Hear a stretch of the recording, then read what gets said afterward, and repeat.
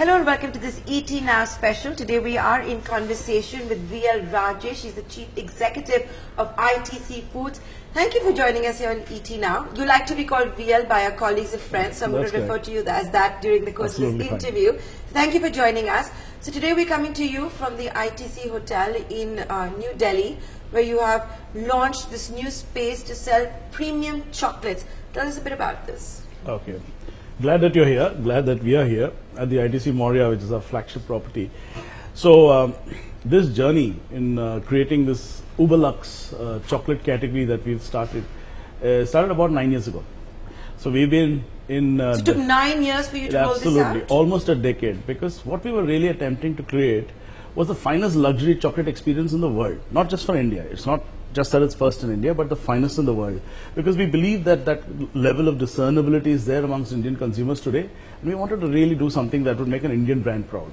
So everything about Fabel, which we are here today to discuss, has been made by us in this country with the resources that we have. Of course, the chocolate comes from the most exotic and the best places in the world: Ecuador, San Domingue, Sao Tome, etc. But this has been about a decade in the making. And our attempt was to create the best chocolate experience in the world, which includes the product, which includes the ambience, which includes the service delivery that we are giving you here. That's one. If you see the products here, basically they can be classified into two buckets. Okay, one is what we make in our boutique factory in our head office, and the other is what we call instruments. The chocolate and the raw material is produced by us in the foods division, and it comes here, and it is put together by the master chefs that we have here. So essentially two. So how many such outlets do you actually have? Well, this is the fourth. This is the fourth. And we have plans. And they're all in the hotels. ITC they're all hotels. in the ITC Luxury Hotels. Yes, that's correct. And no plan to take them out? Well, of the hotels? we're hardly. See, it's like this. We first want to finish off all the luxury hotels. Will be about eight of them, and going forward as more come up, around 9 of them.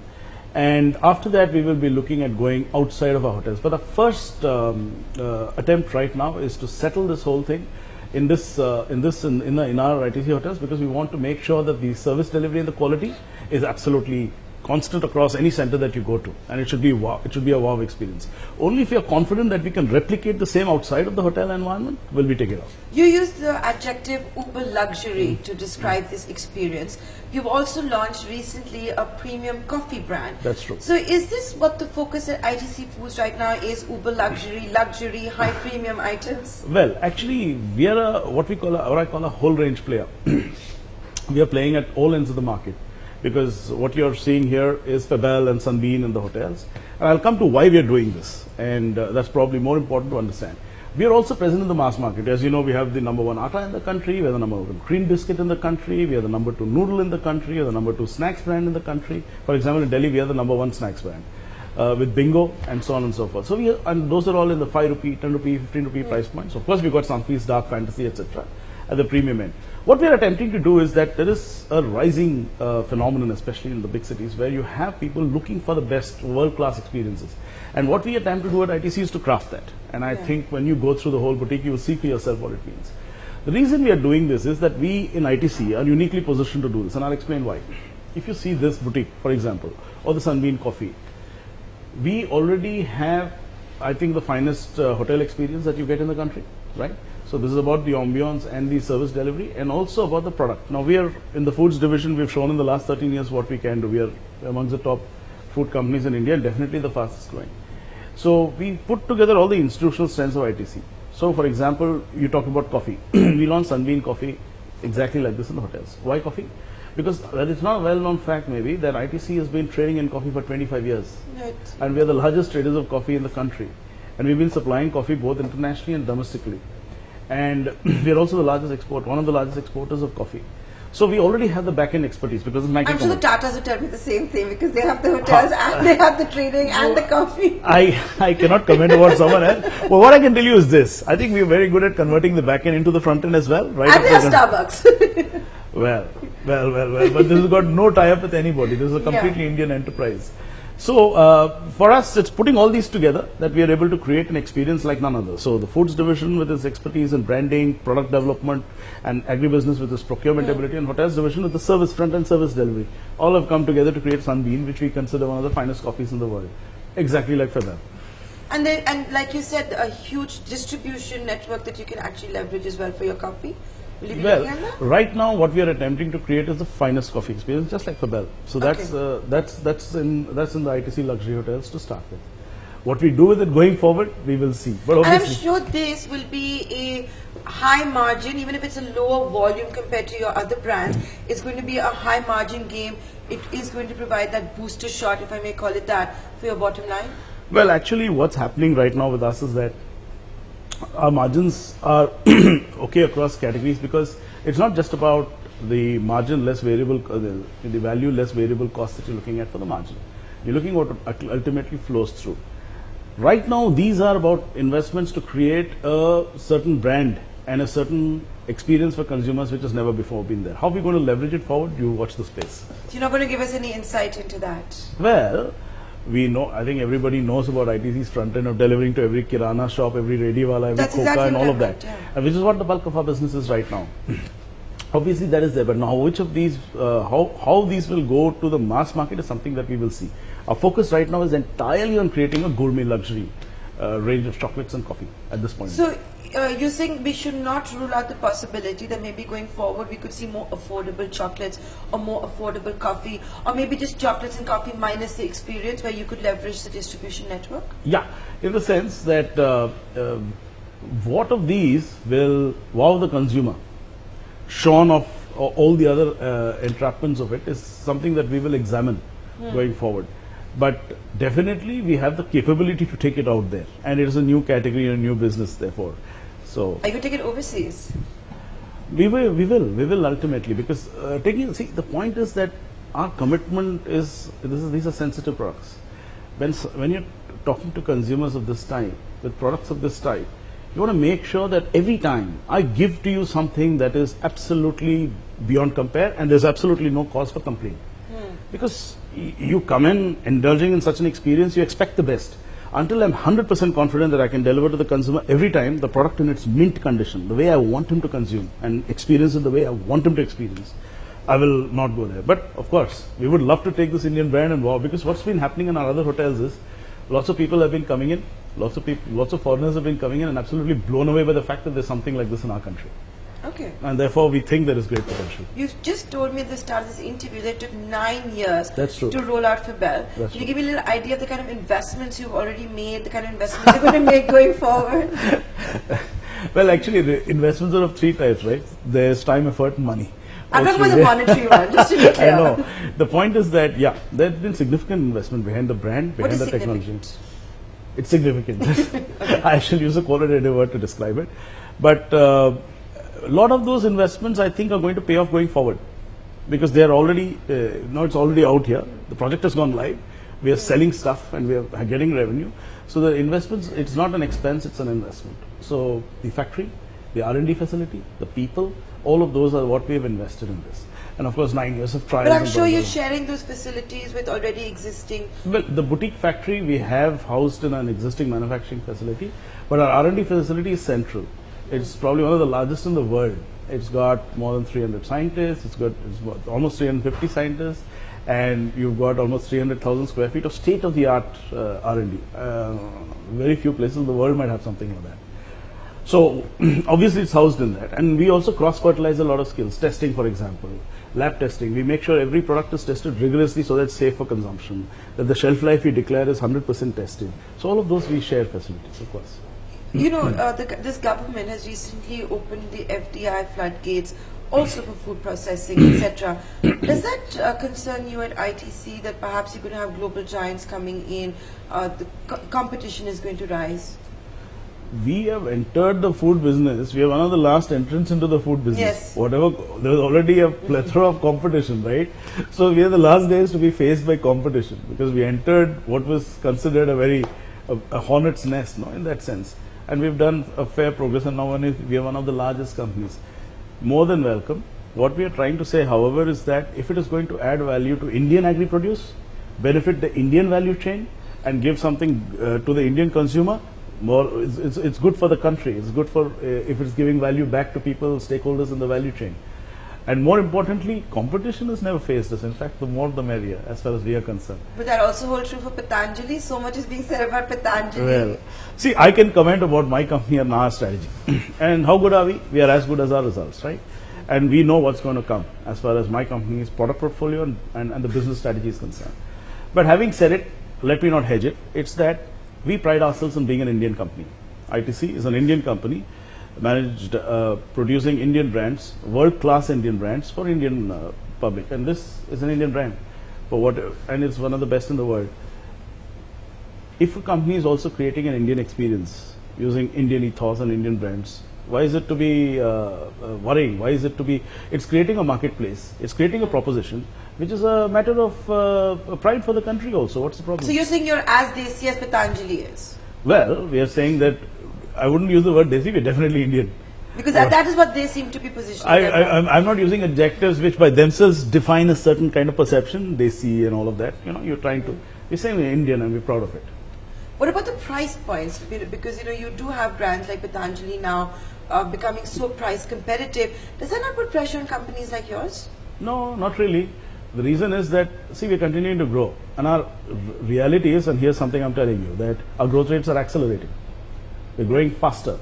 So, I guess normally what you would mean is somebody's come means our growth rate slowed down or something.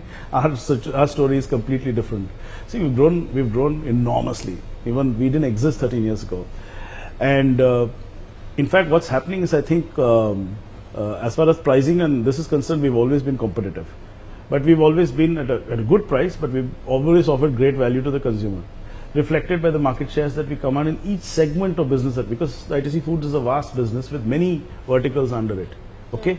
And in each business our market share is growing, which means we're growing faster than industry. So you're growing faster than industry, and therefore you obviously feel no pressure to bring down prices or anything like that. No, we've kept our prices competitive, that's what I'm saying. See, when you say bring down or bring up, it's not that. It's not about price at all. It's about value. Well, it's like you eat a FBL chocolate, right? No, it's about what value you perceive in that particular product, right? You buy a Swiss watch. Is expensive? Not expensive, depends on the buyer, because he sees value in it. So what we offer to our consumers is being reflected by the franchises they're giving us. We're the number one atta by some distance, and we are premium priced in that sense, in the sense that we are priced as competitive as anybody else. We are not at a discount on any product that we sell, because we have factored in the value fully already into it. So are you saying the others have not, the ones who are lower priced than you? I know you don't want to comment on the others, but from what you're saying, in between the lines of that's what you seem to be suggesting. Okay, those who are priced lower. Let's take local brands, for example. We are growing faster than them. And why is that happening? Because the consumer is not just looking for price. The consumer is looking for value, which is a function of utility, which is a function of convenience, and which is a function, above all, of quality. And repeated quality, not just one-off, right? That's what you really invest when you're buying a brand. And that's what we are guaranteeing to our consumers. And that is why our shares are continuing to rise. So this is what we really do. How much is your market share rising by? Yeah, let me put it this way. Suppose you take national branded atta. I'll start across categories, okay? If you take national branded atta, our share is about, there's brands which are national, or at least quasi-national. We are at around 75%. In the overall, there's brands which are national. If you take any brand in the country, local branded atta, we are at around 26% share. If you take noodles, we are at 25% share. If you take biscuits, we are at around 11% share. Within biscuits, we are the market leaders in cream biscuits. We are the largest cream biscuit brand and segment in the country. Bounce is the number one cream biscuit in the country. And if you take, there's so many businesses, I have to keep recapping. So, but two of the segments that you just mentioned, they were in the news over the last couple of months and last year for different reasons. For example, noodles. Yeah. When Maggi went off the market, you guys definitely benefited. But when Maggi came back, we did see, according to brokerage firms, your market share going down in noodles. Was that a lost opportunity? See, it's like this. Market share is a misnomer, first and foremost. And it can be misleading in that sense. I've said this before and I'm saying again, that what happened to the industry in the noodle crisis, it hit all players. It hit the industry very bad. Not just one player. Obviously, it was led by one player, but it affected everybody. The industry collapsed by 80%, right? So what is the point in looking at something which was a massive lake and has become a small puddle? Within that, what are you looking at market share? It's meaningless.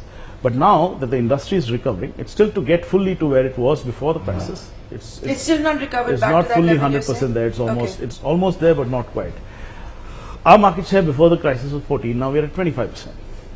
So you feel you have... So in between, what happened? So you with did the benefit and you remain a beneficiary of that But crisis. I told you, we also got hit. Everybody in the industry got hit, but we recovered the fastest. because How of did the you input. react to all of those, those conspiracy theories that were out there? That, this whole crisis was... Yeah, I'll tell you. It's a good question that you asked because, see, when something like this happens, it's an untoward event. It's never before happened. It's a crisis. So the first thing that we did, and why we were the fastest to recover, and why we continued to accelerate growth, we are bigger than we were before, even after we recovered and we had those notional market shares, is we said we will be 100% open because people are, what you call conspiracy theories and all, is fueled mostly by lack of knowledge or information. You don't know what's happening. So you make your own hypothesis, or in this case, conspiracy theory. We said we put the information out there. And we'll be 100% honest. There is no addiness to your ads, etc. We took shots of our actual factory, actual people, actual scientists, not models posing for it. And we put out You Ask, We Answer campaign on our websites, on our telephone line. We got lakhs of calls in weeks. That's how hungry people were for information. Really? Yeah. In a matter of 3 weeks, we got nearly 2.5 lakh calls from people because people wanted to know. And since we were completely open and transparent, and we did a campaign which only showcased what we were doing, what the product is about, and what the quality standards are, we recovered the fastest, and the consumer has more than validated our faith in him by reposing us with his franchise. That's what we did. But don't you think it's a bit hypocritical of the FSSAI, the various state food regulators, to do all of this on branded companies like yours? Whereas I can go and eat chaat, or street food, which is not hygienic at all, which no one is looking at. So don't you think there's a bit of hypocrisy here by the government? Well, actually, what's happened is, I don't know whether to call it hypocrisy. I think the main thing is about having a level playing field, right, for everybody. And the consumer should also have a level playing field in that any product that he buys in the market, whether branded or unbranded, is of a certain quality. There are many countries in the world where this happens. So I'll call it a level playing field rather than and the point is, yes, it has to be such that everybody is operating to a given standard and is subject to the same scrutiny. Now, I think what's happened over the last 1 year is a lot of changes have happened in the regulatory environment. The main thing was about interpretation. I think that there's been a lot of effort by the FSSA to clean up that bit because it gets implemented at the state level. But it's just so poorly staffed. If you have to go get an approval, there's no one No, there staffing also I think is a function of what the complexity of the task is. If there is clarity in regulation, if there is clarity in interpretation, then the staff is not subject to the kind of workload and stress that it is subject to. Has it become more black and white? Well, it'll get there, but I think it's cleaned up. It's cleared up quite a bit. And I think there is a far greater environment of trust now between industry, food business operators and the regulatory environment. And I think the entire regulatory body has gone a really long way in clearing this up for the country. And I think it will really result in better quality food for the Indian consumer. And I absolutely can say that. See, when you talk about unbranded local, you have a point. As a consumer, you have a right to ask that question. We invest enormously in quality standards. Nothing of what I declare is not what I have tested or not what I put. It's all 100%. And because we have this unspoken contract on the matter of contract of trust with you, you're feeding it to your children, you're feeding it to your family, you buy it because it's an ITC product and it is our guarantee. Does everybody guarantee that? That's the question to ask. If you had a complaint today, who do you call? So the regulatory environment, for example, is making it mandatory to have a toll-free number. Many people don't have anybody. If you have a product problem, who do you call? If you buy a local unbranded product, for example, and if something happens to you, where do you go for recourse? At least in this case, you can be sure that the quality is up to scratch, and if you have an issue, you can always call and find out what it is. Normally, you shouldn't. The other segment that you talked about, where you're saying that your market share has gone up, you're becoming a bigger player, is biscuits. Now you've been in the news for very different reasons for biscuits, fighting with Britannia over branding and the way the packaging is looking like. I know it's in the courts, but if I could get your take on the whole issue. The matter is sub judice, so I'm not going to comment on the case. But I'll tell you this, that obviously there was an initial interim injunction, but the matter is still sub judice. As far as we're concerned, we innovated. And ITC has been innovating a lot. That's why we've become more than 7,100 crores last year and growing much faster this year.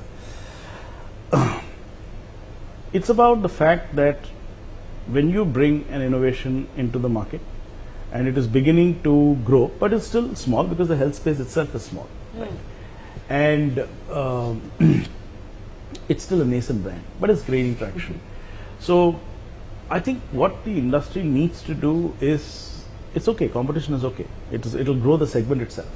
If there is more noise in the market, more communication with the consumer, right, it obviously ends up growing the whole industry segment. And there's no such thing as bad publicity.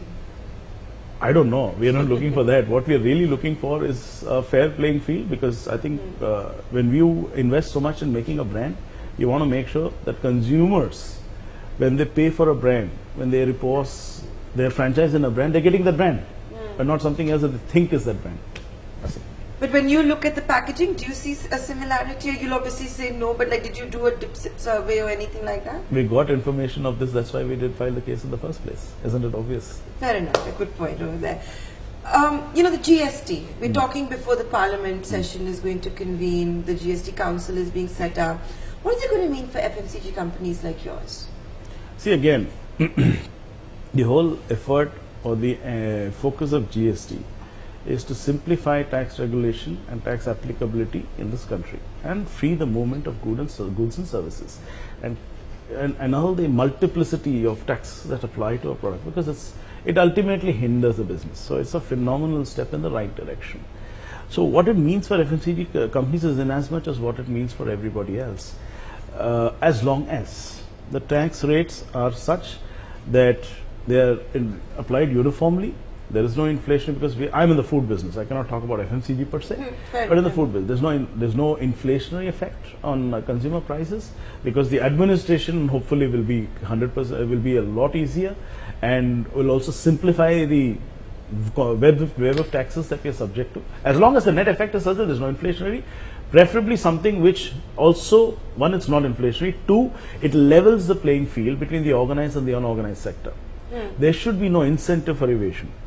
There should be, and should ensure that, like in the government's effort is today to bring everybody into the tax net, that should be a primary focus. Now, sometimes what happens is the tax rates are too punitive. There is always a case for, that's and also essential commodities like, say, atta and salt, etc., should have a zero rate of tax, needless to say. Okay, and have you been making such representations to the government? Wherever we can. Of course. What kind of response have you got? Well, the matter is still in process. Because the rates have not been decided, so I know whatever we're discussing right now. We honestly believe staples is best regulated when you have organized, when you buy an Ashirwad atta versus buying something which is unbranded. I'm not saying that, I'm not passing a value judgment, but why is Ashirwad such a large brand today? It is selling in villages, selling in small towns, selling in higher strata, lower strata, everywhere, right? Because people have reposed their trust because they find something of value.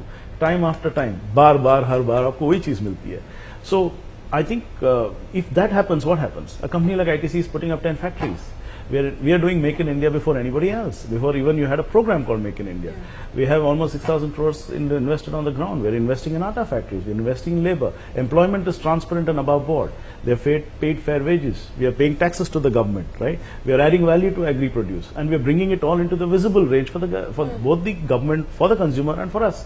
So that should be the way in which taxes are also looked at as an instrument by which you can facilitate this great evolution of the Indian food industry, because still 80% of it is below. So have you done any study that what would be the cut-off rate beyond which it is going to get inflationary, where it's going to become unviable, or it's just not going to stop making business sense? The lower the better is all I will say. But have you done any study? Yeah, of course, it varies by category and category by category, and it varies for different categories, needless to say. And criticality is what is going to be the R&R, what's going to be the merit list, and what they consider categories to be in the merit list. That's the debate that we are having, really.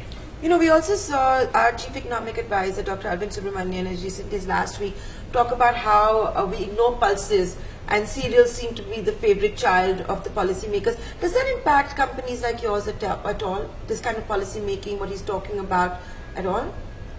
No, impact in the sense, see, every business is subject to impact. Now, obviously, pulses might have been in the news because of the rate at which the prices rose and so on and so forth. And there is also a thing about how much is produced in the country, how much you import and so on.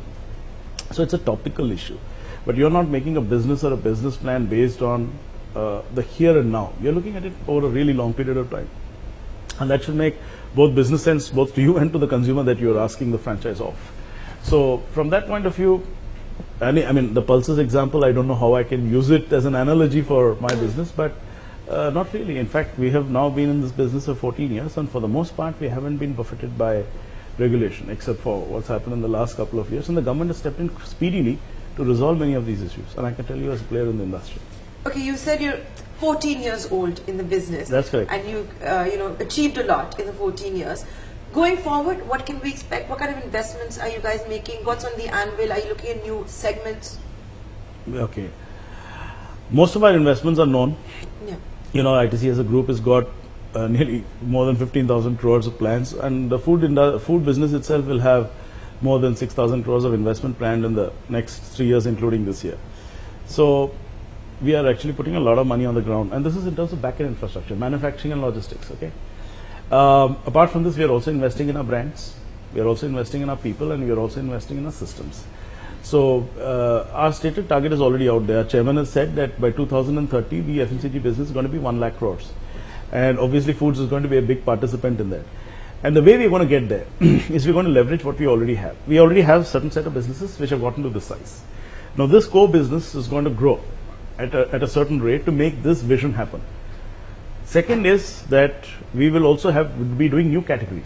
Like we've seen coffee happen, you can see gourmet coffee and gourmet chocolate happen. We will be adding more. Third, luxury items? Luxury, mass, all of it. I'll come to it in just a while. Third is that what has stood us out as a company and as our offers and why we've become such a large business is the fact that we've always stood for gold standard quality. That's why we get repeat franchise. There's no, at the end of the day, we're also making snacks, biscuits, atta, etc. There's innovation and there's quality. It sounds very cliched. You ask anybody, they want to tell you the same thing, but there's a difference between saying it and the difference between living it. So I think it's worked great for us. So we're going to add new products, we're going to grow the existing core, and we are investing a lot in the back end to deliver this faster to market. So we expect that this vision will be much closer to reality than people think. And no pressure following, seeing what competition is doing with brand ambassadors or anything like that? No, you do what's good for your brand. I don't have a brand ambassador today. That's what I'm asking you. But you don't need anyone like Baba Ramdev or any Bollywood actor or anybody. No, it's not that. I think it works well for them, right? Because there is a certain ethos there. I'm not for a second, while it seems like a lighter moment, but I think it's worked. You cannot scoff at the results that they have shown. So it's worked for them. So it's not that brand ambassadors are good or bad or necessary or unnecessary. Whatever, horses for courses, what's good for your brand is good for your brand. So when you read brokerage firms, influential global brokerage firms coming out with how Patanjali is, eating into ITC's market share, into other... ITC's market share? Yeah. That I haven't read. Of course you must have read it. We've all read ITC. it. Not so ITC. it doesn't bother you at all that you have a brand. In fact, we look at it as an interesting development in the Indian market, and it should fuel the FMCG industry further. And on that note, I'm going to say thank you so much for taking the My time pleasure. out and joining us for My ET pleasure. Now. And we hope you achieve your target for 2030, Thank you so much. which is the vision is set out for you. Thank you so much. Thank you so much for watching this ET Now special. Thanks. Find us on Facebook at facebook.com/ETNow and don't forget to click the like button. You can also follow us on Twitter at ET Now Live. To stay updated with all our programming, hit the subscribe button on our YouTube channel by logging on to youtube.com/user/ETNow.